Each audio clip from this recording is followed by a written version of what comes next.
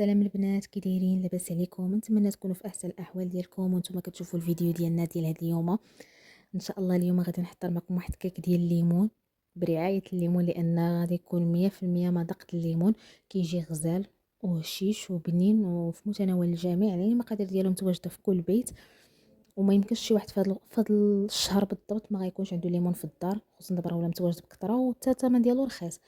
يعني شنو ما نستغلوا في حلويات، ان شاء الله دابا نحضر معكم واحد الحليوه ديال الليمون ولي كيك بحال هكذايا كيجيو بنانين وصحيين حتى الوليدات هكذايا اللي ما كيبغيوش ياكلوا لك الليمون وهذا غتعطيه لهم بحال هكذا غادي يجيهم زويون. قبل من كل شيء ما تنساوناش من لي لايك ديالكم وفعلوا الجرس باش يبقى يوصلكم الجديد ان شاء الله، وشي تعليق زويون باش تحفزوني كل مره نكثر نحط لكم كل مره حاجه زوينه، وتحفزوني كل مره اكثر وكثر نحط لكم. راني كنقولها لكم ديما، يعني بالهضره ديالكم الزوينه وبالتحفيزات ديالكم كتخليوني نحط اكثر واكثر ونزعم نحط لكم كل مره حويجه كنشارك معكم داكشي اللي كندير في داري، حويجات بساط كنكون انا مجرباهم وانا واكلاهم وكنبغي نشاركها مع المتتبعين ديالي. اول حاجه غادي نبداو بالليمون. قبل ما ندوزو للمقادير ديال الكيك، الليمون البنات غادي نقول لكم جوج حوايج. عندك الليمون بكثره والليمون صغير او كبير، بغيتي تعصريه تاخدي غير العصير ديالو، غتصفيه غتحيدي ليه داك اللوب ديالو وتصفيه بحال هكذايا بشي صفايه، هو باش غادي نخلطوا الكيك ديالنا. هذه وحده. ما عندكمش ديروا بحالي انا مولفه كنعصر دابا مني ما بقات ليش حاجه قله ديال الليمون ما غتكفينيش في عصير. خديت ليمونه كبيره وعندي وحده صغيره، لقيت جوج اللي بقاو ليا غادي نديرهم في كاس مولينيكس بحال هكذا، راني قطعتهم وحيدت لهم العظام ديالهم وغادي نطحنهم مع كاس ديال الماء ديال العنبه بالضبط باش نخلي الليمون فين يدور ويتطحن. وغادي نصفيه مزيان وغادي نخليه باش غادي نخلط به الكيك ديالي، وديك الساعه غادي نقول لكم المقادير ديال الكيك وغادي نوريهم لكم. ندوزو لدابا ديال طريقه التحضير وخليكم معايا. بالنسبه للمقادير ديال الكيك، بعد العصير ديالي ها هو راني قسمته على جوج. خديت خديت النص وخليت النص حيت بغيت نديرو بحال شكل كريمه وغادي نزوق به. دابا نوريكم ان شاء الله كيفاش غادي ندير ليه في الطريقه ديال التحضير ديالو. اول حاجه البنات، انا هنا راني درت 6 البيضات، درت 6 على قبلاش المول اللي غنخدم به انا كبير. شفتوا مول كبير يعني غادي يحتاج ليا 6 ديال البيضات. يعني انا ضاعفت المقادير، بالنسبه اللي عندها مول صغير تقدر دير 3 د البيضات. بهاد المرات راه كندير غير جوج، انا راه كنقول لكم اللي عندي في الدار كنخدم به، انا كندير غير جوج بيضات وكتجي زوينه غير على حساب المول. شتي باش ما قللتي البيض يكون المول ما صغر باش تجيك الكيك مزيانه. عندي هنا 6 ديال البيضات، عندي العصير ديالي اللي قلت لكم قبيله صايبته، عندي هنا كاس حاولت ما نعمروش بزاف بزاف لانني اللي غادي باش غنزوق الكيك ديال بحال الكريمه غادي يكون فيه السكر. حاولوا شويه باش يجي المذاق متوازن. عندي كاس هنا ما عامرش بزاف ديال سنيده، عندي كاس تقريبا حتى هو ما عامرش ديال الزيت. بالنسبه للخمارات، حيت عندي قلت لكم المول كبير والكيك غادي تجيني كبيره، راني درت 3 ديال الخمارات مع ساشي ديال الفاني. والطحين راه على حسب الخليط، كيف ما كنقول لكم الكيك ملي كتكون كتخلطها راه عينك ميزانك على حسب نوعيه ديال الطحين. كاين الطحين اللي كيشرب، يعني نقدر الكيك ديالكم تاخذ لكم الطحين اكثر من الكشي اللي غادي انا نقدر نخدم به. تقدر تقلل على حسب النوعيه ديال الطحين اللي كيخدموا بها اي وحده، يعني شوف على حسب النوعيه اللي كتخدموا بها. انا عندي هنا طحين ديال الحلوه ديالي غادي نخدم به، يعني عينك ميزان. كيف ما كنقول لكم دائما الكيك ملي كتكوني كتخدميها طحين بالتدريج وانت كتخلطي، ملي كتشكل لك ديك الثمانيه هكا بالطراب كتحبسي كتقولي صافي، يعني العجينه ما كتكونش ديك ثقيله وماشي خفيفه بزاف. دابا غادي ندوزو لطريقه التحضير باش بلا ما نطولوا عليكم، راها اصلا باينه وسهله. 6 البيضات غادي ندير معاها سنيده وغادي ندير فاني. غادي نطرب البيض ديالي والسنيده مع الفاني مزيان حتى يتخلطوا، عاد نضيف عليه الزيت ديالي. انا نطربو مزيان ونرجع نكمل معكم. صافي كنستمر نضيف التحريك حتى نتوما كتشوفوا السنيده ديالنا دابت، ما كتبقاش تسمع داك الصوت ديالها كيتقنزز هكذايا وكيكون الرغوه في البيض. دابا غادي نضيف الزيت ديالي.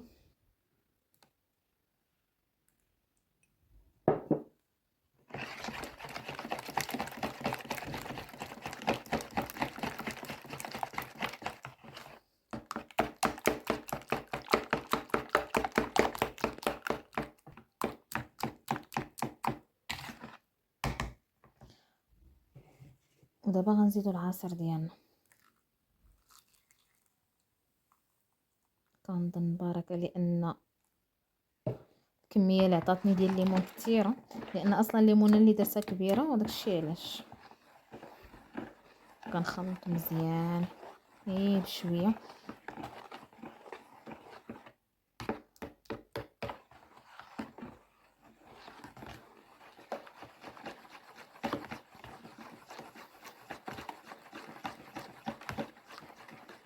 انا البنات هنا الطحين راني عندي مغربل، يعني باش البنات اللي غيقول لك الطحين بلا تغربل ولا هذا، راني ديجا مغربله. انا راه الطحين كيف كنشري كنغربلو كامل وكنديرو هكا في بواطات باش كنبقى نخدم به، حيت كنخدم به بزاف. دابا غادي نبدا ندير الطحين ديالي بالتدريج، وانا كندير وانا كنخلط، وعاد غادي نزيد عليها الخمارات ديالي. الخمارات كنغربلهم، حيت ملي كتغربليهم عاد كديريهم هكذا في الصفايه بحال هكذا بحال هادي، ما كتخليش لك داك الكويرات ديال، ما كيتبقاوش داك الكويرات ديال الخميره في وسط بعد مرات كطيب الكيكه كتقسميها كتلقاي داك الحاجات بيضين في وسط من الكيكه، كتكون الخماره هي ما خدمتيهاش مزيان. اللي ما تشوف راسها بان ما كتخدمش مزيان تصفيها هكا تغربلها. انا كنعطيكم كاع الطرق اللي هما ساهلين تحضري بهم كيكه دغيا دغيا توجد لك يعني داكشي اللي عندك في الدار وبطريقه سهله، يعني ماشي شي حاجه اللي تحتاج لك الوقت ولا. غادي نغربلها ونزيد عليها، غنزيد واحد تقريبا جهد معلقه ديال الخل. كما كنقول لكم الخل ديما كيخلي الكيكه تكون مفشفشه من الداخل وكتجي مهويه. وعاد نشعلوا الفران ديالنا ان شاء الله باش نردوها طيب وندوزو ديك الساعه نوجدوا الكريمه ديالنا. دابا غادي ندير بعد الطحين هو الاول، ونضيف الباقي ديال المقادير كما قلت لكم، ونوريكم العجينه ديالي كي كتجي، ونخويوها في المول. خليكم معايا. ها انتم راني كنضيف الطحين بشويه بشويه وكندير وكنخلط، وانا عيني ميزاني حتى نشوف شنو القوام كيف كيجي، واش كيف ما بغيت ولا مازال غتخصو الطحين.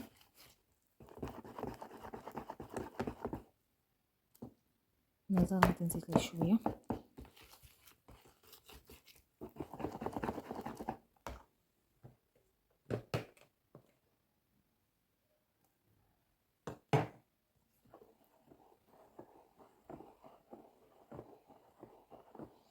الطحين البنات راه تقدروا تخدموا غير الطحين العادي الرطب ديال الحلوه، راه كنخدم به حتى هو بعض المرات. شحال من وحده كتقول لك لا خاص ضروري يكون طحين ديال الحلوه، ناخذ مثلا شي نوعيه، ما بغيتش نذكر شي نوعيه هكذا ديال شي سميتو باش ما نديروش اشهار شي حاجه. يعني كاين غير داك الفرصه رطب ملي كيكون رطب كيتباع عند الهراي، تقدري تاخدي منه الاخر وتخدمي به، راه حتى هو كيطلع كيك زوين. راه ما كنبقاش في الطحين، المهم يكون رطب وصافي تقدري تخدمي به.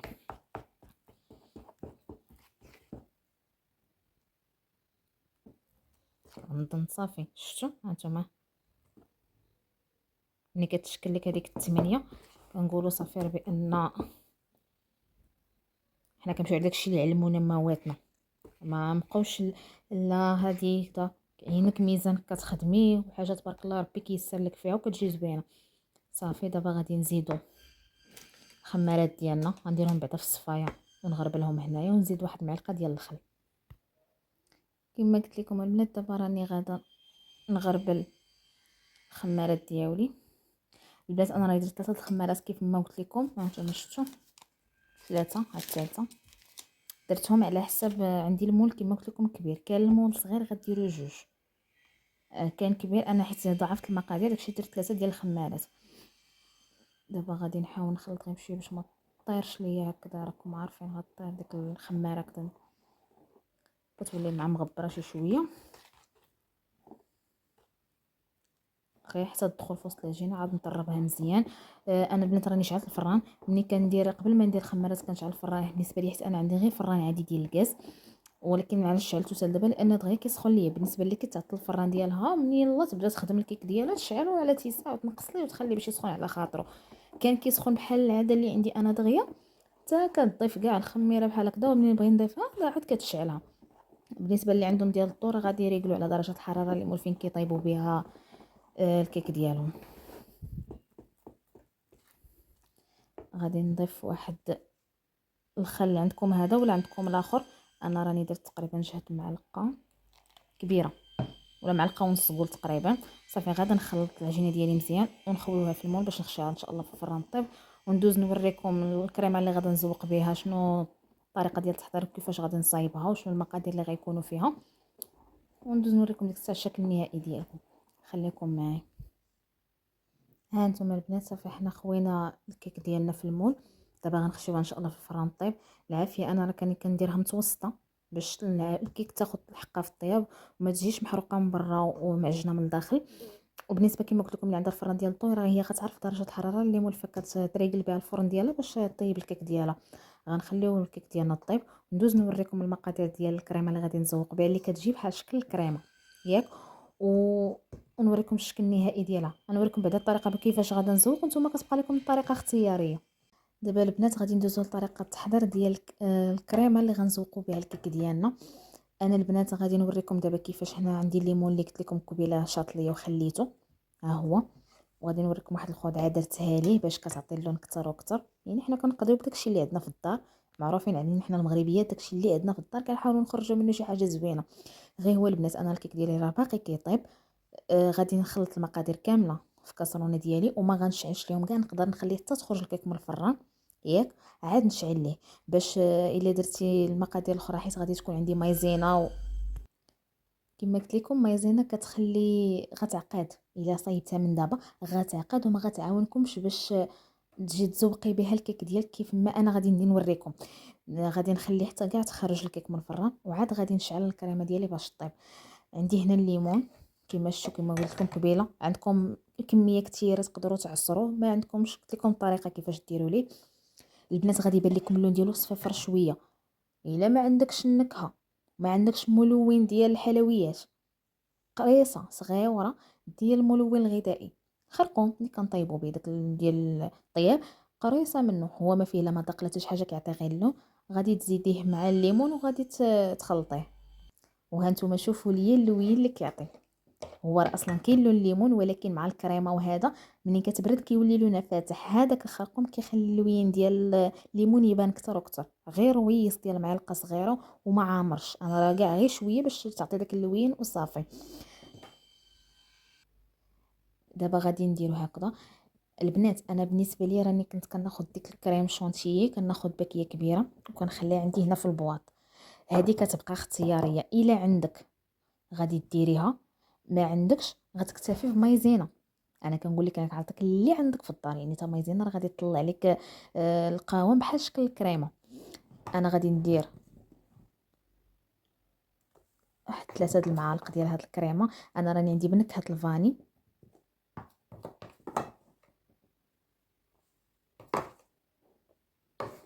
تنحاول نخلطها شويه باش تذوب.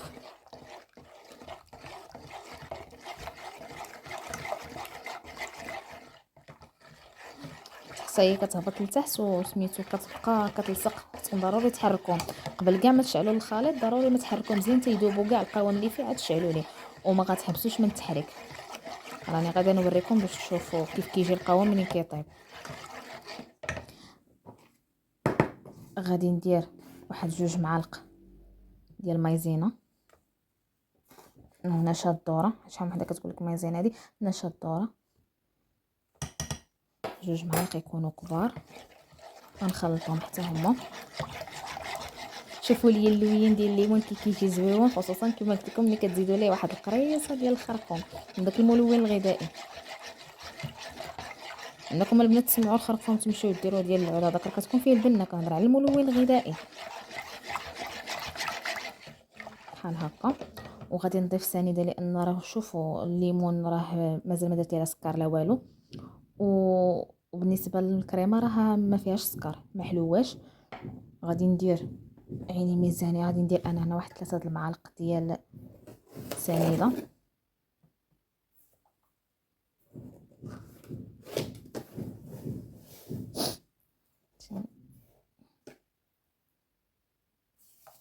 الثانيه وهاد الثالثه سمعتوا راه كيكون عجبت لكم تحركوا لان كتهبط لتحت ولا مشيتوا ليش حطيتوها فوق البوطه راه مع نتوما واخا وخليتوها راه غتتحرق يعني ما غتبقاش صالحه غير لوحيها غادي تعطيك واحد البنه خايبه. وغادي نضيف واحد الساشي ديال الفاني. احنا نحضروا كريمه غير داكشي اللي عندنا في الدار، وكما قلت لكم ما عندكمش الكريم شونتيي غتكتفيو غير بمايزينا وغادي ديروا معاها الفاني.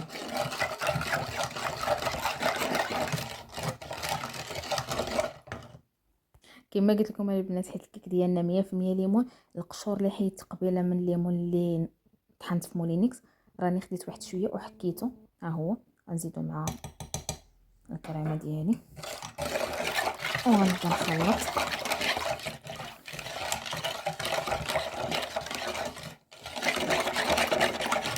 صافي دابا غادي نخلي الكريمه ديالي على جنب، ما غنشعلش لها دابا كما قلت لكم حتى نقرب نخرج كاع الكيك ديالي من الفران ونشعل ليها وانا كنحرك. غنوريكم مع انتم خدامين فوق البوطون العافيه تكون مهيله وانتم كتحركوا حتى كطيب الكريمه ديالي. وديك الساعه نوريكم الطريقه اللي غادي نزين بها انا الكيك، وديك الساعه نتوما كيبقى لكم الاختيار كلها وطريقتها. انا البنات دابا راني درت الكريمه ديالي باش تبدا طيب، راني ناقصه ليها البوطه وانا كنحرك ما نحاول ما نحبسش التحريك كيف ما قلت لكم باش ديك المايزينا والكريمه ديالي ما تهبطش لتحت وتلصق وتحرق وتعطي واحد اللوغو خايف للكيك ديالنا. غنستمر في التحريك حتى تبدا تعقد ونوريكم كيفاش كتجي. اهم حاجه انكم ما تحبسوش من التحريك والعافيه تبقى مهيله. نتوما شفتوها هي بدات كتعقد الكريمه ديالي، كنظن صافي غادا نطفي ليها دابا ونخدم بها مباشره باش تعطيني الشكل اللي انا بغيت للكيك ديالي.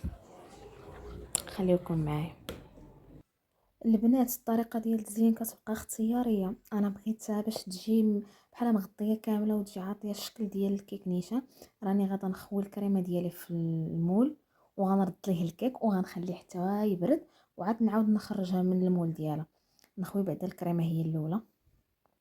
شوفوا البنات انا دابا خويت بحال اللي درت الكيك قبيله، خويت الكريمه ديالي صافي وغادا نحط عليها الكيك كيف ما كانت في الاول. الوجه اللي كان فوق هو اللي غيبقى الفوق واللي كان تحت هو اللي غيبقى لتحت، وغنخليها حتى تبرد ونوريكم الشكل النهائي ديالها. خصكم تشموا واحد الريحه ديال الليمون ما شاء الله غزاله. وعرفتوا الكريمه كتجي محمضه وحلوه ما بين الليمون وداك اللوغو ديال الليمون محمض والحلاوه ديال السكر مع الفاني، كتجي واحد المذاق وكتوات زويون. خليكم معايا ان شاء الله تبرد الكيك ديالي ونوريكم الشكل النهائي ديالها كي كيجي. وكما قلت لكم ديما ما تنساونيش من التعليقات ديالكم لي لايك وتفعلوا الجرس باش يبقى يوصلكم الجديد وتدعموا اختكم باش كل مره نبقى نحط لكم حويجه جديده ان شاء الله.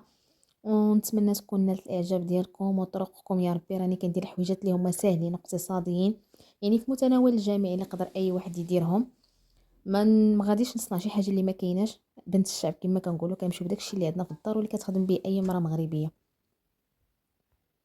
ها نتوما شفتوا البنات وكنحاول نضغط.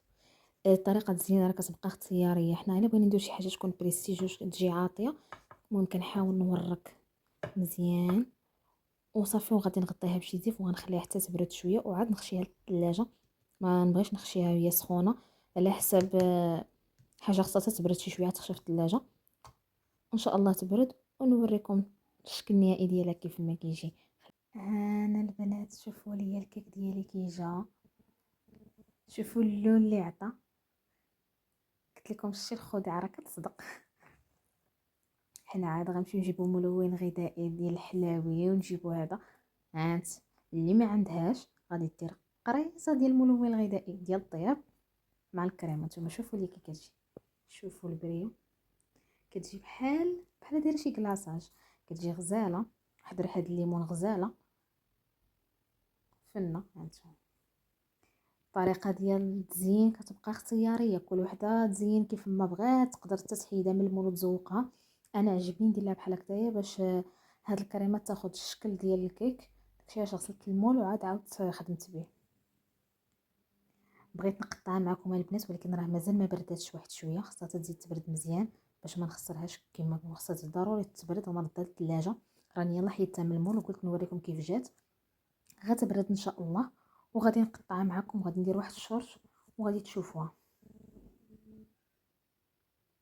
نتمنى الكيك ديال اليوم يكون نال الاعجاب ديالكم. ما تنساونيش عافاكم من التعاليق وفعلوا الجرس باش يبقى يوصلكم الجديد. راه ديما التعليق ديالكم الزوينه كما كنقول لكم في اي فيديو هي اللي كتحفزني نبقى نحط لكم اكثر واكثر. نتمنى الكيك ديالي يكون عجبكم اليوم وبغيتكم تجربوه، راه ساهل واقتصادي وكيجيبني. نشوفوا الشكل ديالو هماوي كيجي غزال، تحطوه للضيافه هكذا الا جاو تنوعوا في لي كيك هكذايا.